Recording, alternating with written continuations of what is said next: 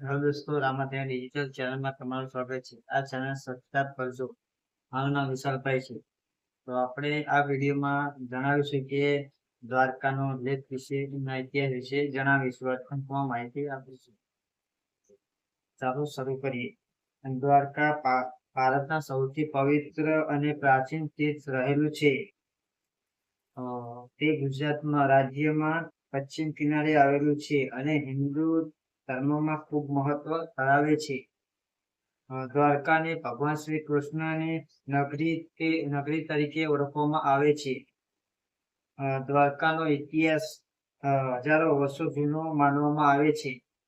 પુરાણો અનુસાર શ્રી કૃષ્ણ એ મથુરાથી આવીને દ્વારકાની સ્થાપના કરી હતી અને પોતાની રાજધાની બનાવેલી. કહેવાય છે કે દ્વારકા એક ખૂબ જ સુવર્ણ અને સમુદ્ર નગર હતું, પરંતુ પછી સમુદ્રમાં ડૂબી ગયું. દ્વારકામાં આવેલું દ્વારકાધીશ મંદિર સૌથી પ્રસિદ્ધ મંદિર છે. આ મંદિર ભગવાન શ્રી કૃષ્ણને સમર્પિત છે અને દર વર્ષે લાખો ભક્તો અહીં દર્શન કરવા આવે છે. મંદિરની સ્થાપત્ય કલા ખૂબ જ આકર્ષક છે અને તે ચાલુક્ય શૈલીમાં બનાવેલું છે. દ્વારકામાં 4 ધામોનું એક છે. બદ્રીનાથ, બીજું રામેશ્વર અને ત્રીજું જગન્નાથપુરી સાથે તેનો સમાવેશ થાય છે. આ ચારેય ધામો હિન્દુઓ માટે ખૂબ જ પવિત્ર યાત્રાધામ માનવામાં આવે છે.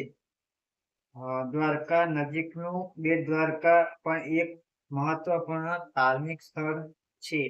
અહીં ભગવાન શ્રી કૃષ્ણનો નિવાસ હોવાનું માનવામાં આવે છે. ઉપરાંત ગોમતી ઘાટ યાત્રાળુઓ માટે પવિત્ર સ્થળ છે. આ રીતે દ્વારકા એક આધ્યાત્મિક, ઐતિહાસિક અને સાંસ્કૃતિક મહત્વ ધરાવતું સ્થાન છે, જ્યાં ભક્તિ અને શ્રદ્ધાનો અનોખો અનુભવ થાય છે. તો આ હતો દ્વારકા નગરીનો લેખનો ઇતિહાસ.